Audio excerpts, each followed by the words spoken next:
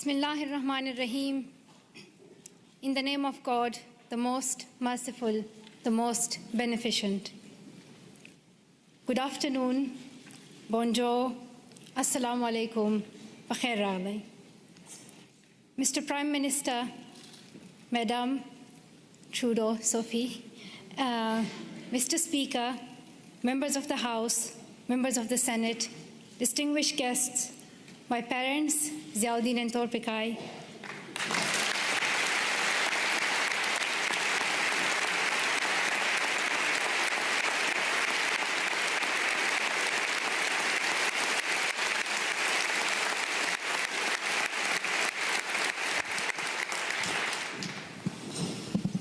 and finally, the people of Canada, thank you so much for the warm welcome to your country.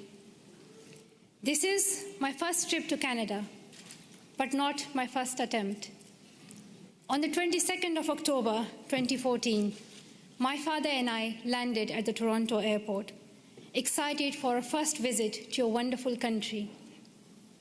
Soon we learned that a man had attacked Parliament Hill, killing a Canadian soldier, wounding others, and threatening leaders and civil servants in the building where I stand today. Canadian security officials and professionals advised us to reschedule.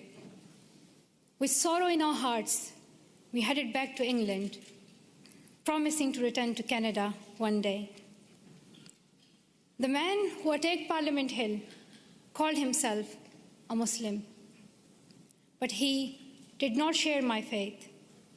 He did not share the faith of 1.5 billion Muslims living in peace around the world.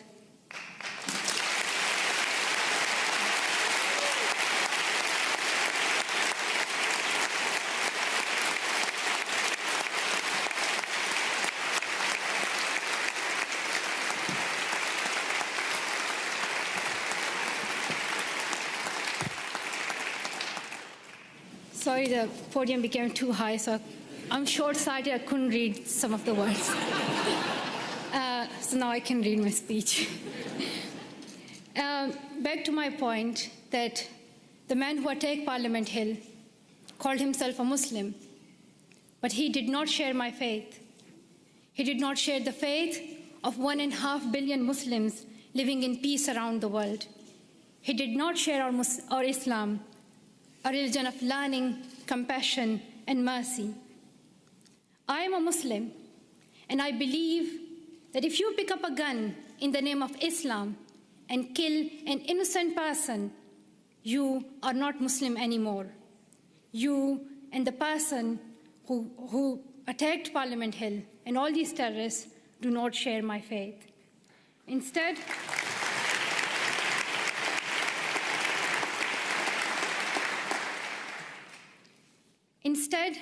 he shared the hatred of the man who attacked Quebec City Mosque in January, killing 6 people while they were at prayer.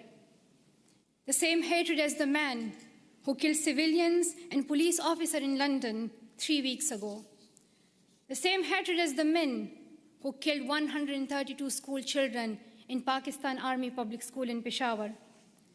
The same hatred as the man who shot me and my 2 school friends.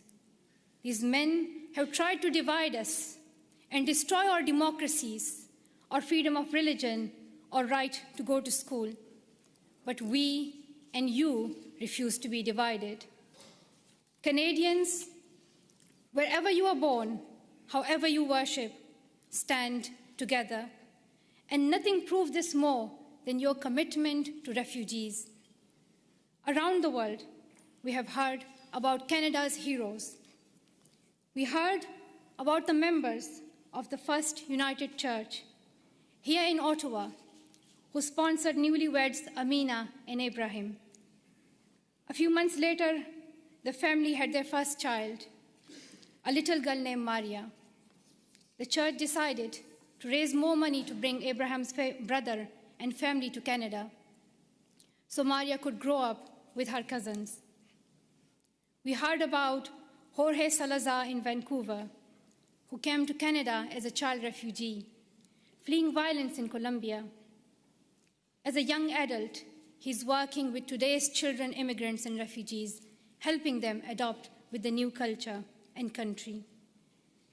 And I'm very proud to announce that Farah Muhammad, a refugee who fled Uganda and came to Canada as a child, is Malala Fund's new CEO, a Canadian who will now lead the fight for girls' education around the world.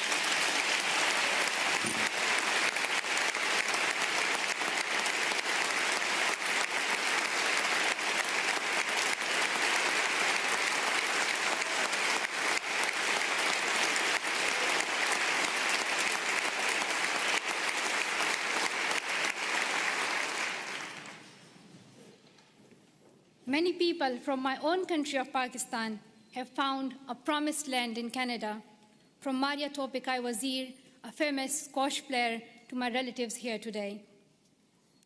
Like the refugees in Canada and all around the world, I have seen fear and experienced times when I did not know if I was safe or not. I remember how my mom used to put a ladder at the back of our house so that if anything happened, we could escape.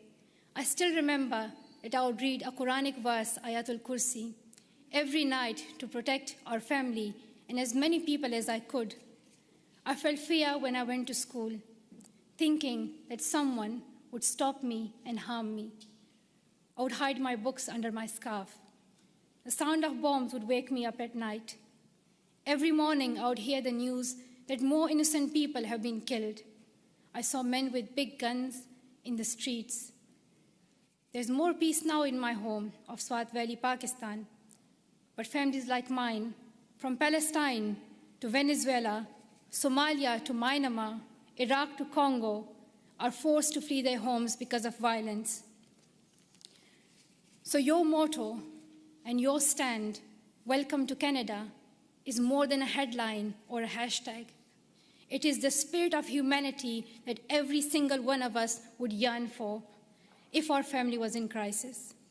I pray that you continue to open your homes and your hearts to the world's most defenseless children and families, and I hope your neighbors will follow your example.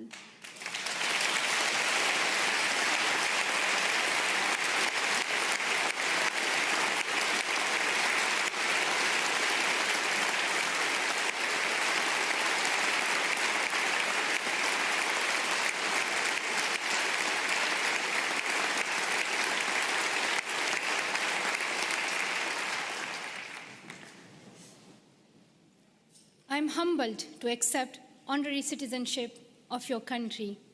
While I will always be a proud Pashtun and a proud citizen of Pakistan, I'm grateful to be an honorary member of your nation of heroes, though I still require a visa.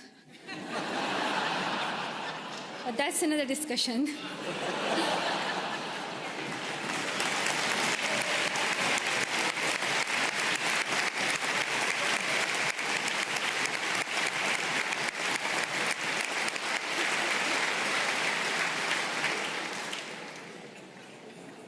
I was also very happy to meet Prime Minister Trudeau this morning. I'm amazed by his embrace of refugees, his commitment to appointing Canada's first gender-balanced cabinet, and his dedication to keeping women and girls at the center of your development strategy. We have heard so much about Prime Minister Trudeau, but one thing has surprised me. People are always talking about how young he is. They say that he is the second youngest Prime Minister in Canadian history. He does yoga, he has tattoos, and a lot more.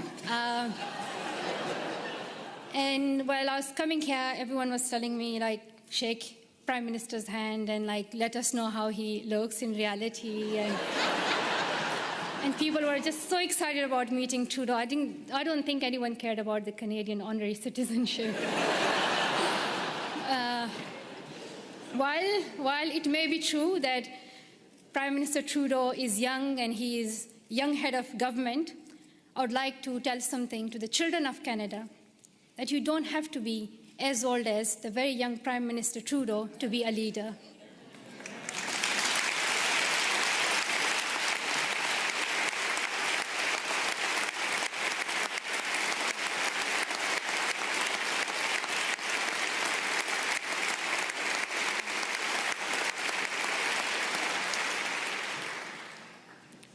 I'm like on still page 7, so there are like a lot left. So if you do the standing ovation again and again, you'll get tired. Just to let you know, there's a lot left. But I want to share my story that I want to tell the children of Canada that when I was little, I used to wait to be an adult to lead. But I have learned that even a child's voice can be heard across the world. And to the young women of Canada, I want to say, let's step forward, raise your voices, and the next time I visit, I hope to see more of you filling these seats.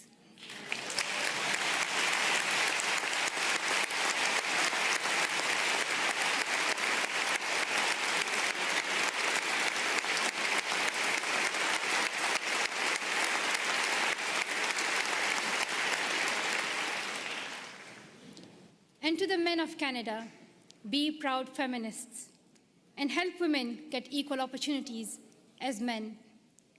And to the leaders of Canada today in this room, though you may have different politics and policies and priorities, I know each one of you is trying to respond to some of our world's most pressing problems. I have traveled the world and met many people in many countries. I have first-hand experience and I've seen many problems that we are facing today: war, economic instability, climate change, and health crises. And I can tell you that the answer is girls. Secondary education can transform communities, countries, and our world. And here's what the statistics say. I'm saying it for those who still don't accept education as important. There are some, but I hope they will hear that if all girls went to school for 12 years, low and middle-income countries could add $92 billion per year to their economies. Educated girls are less likely to marry young and contract HIV, and more likely to have healthy and educated children. The Brookings Institution called secondary education for girls as the most cost-effective and best investment against climate change. When a country gives all its children secondary education, they cut their risk of war in half. Education is vital for the security of the world because extremism grows alongside inequality. In places where people feel they have no opportunity, no voice, no hope. When women are educated, there are more jobs for everyone. When mothers can keep their children alive and send them to school, there is hope. But around the world, 130 million girls are out of school today. They may not have read the studies, and they may not know the statistics, but they understand that education is the only path to a brighter future, and they are fighting to go to school. Last summer, on a trip to Kenya, I was introduced to the bravest girl I have ever met. At age 13, Rahma's family fled Somalia and came to Dadaab, the world's largest refugee camp. She had never been inside a classroom, but she worked hard to catch up, and in a few years, graduated primary school. At 18, Rahma was in secondary school when her parents decided to move back to Somalia. They promised she could continue her education. But when her family returned to Somalia, there were no schools for her to attend. Her father said her education was finished and that she would soon marry a man in his 50s, a man she did not know. Rahma remembered a friend from the refugee camp who had won a scholarship in a university in Canada. She borrowed a neighbor's internet and contacted him through Facebook. Over the internet, the university student in Canada sent her $70. At night, Rahma snuck out of her house, bought a bus ticket, and set out on an 8-day-long trip back to the refugee camp, the only place she knew she could go to school. Through the Sustainable Development Goals, our nations promised every girl she would go to school for 12 years. We promised that donor countries and developing countries would work together to make this dream a reality for the poorest girls in the world. I know that politicians cannot keep every promise they make, but this is the one you must honor. World leaders can no longer expect girls like Rahma to fight this battle alone. We can gain peace, grow economies, improve our public health and the air we breathe, or we can lose another generation of girls. I stand with girls as someone who knows what it is like to flee your home and wonder if you will ever be able to go back to school. I stand with girls as someone who knows how it feels to have the right of education taken away and your dreams threatened. I know where I stand. If you stand with me, I ask you to seize every opportunity for girls' education over the next year. Dear Canada, I'm asking you to lead once again. First, make girls' education a central theme of your G7 presidency next year. Second, use your influence to fill the global education funding gap. You raised billions of dollars and saved lives when you hosted the Global Fund's replenishment in Montreal last year. Show the same leadership for education. Host the upcoming replenishment of Global Partnership for Education.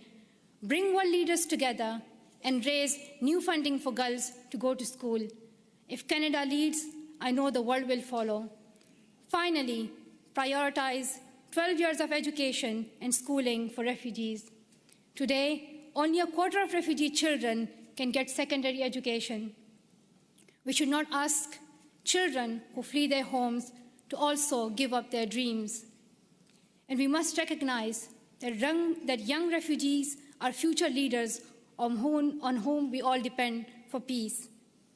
The world needs leadership. The world needs leadership based on serving humanity, not based on how many weapons you have. Canada can take that lead. Our world has many problems, but we don't need to look far for the solution. We already have one. She is living in a refugee camp in Jordan. She is walking 5 kilometers to school in Guatemala. She is sewing footballs to pay enrollment fees in India. She is every one of the girls out of school around the world today. We know what to do, but we must look inside ourselves for the will to keep our promises. Dear sisters and brothers, we have a responsibility to improve the world. When future generations read about us in their books or on their iPads or whatever the next innovation will be, I don't want them to be shocked that 130 million girls could not go to school and we did nothing.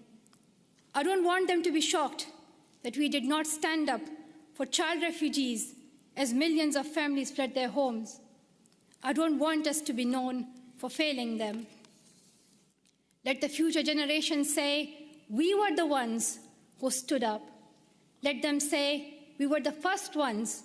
We were the first to live in a world where all girls could learn and lead without fear. Let us be the ones who bring that change we want to see. Thank you so much for listening.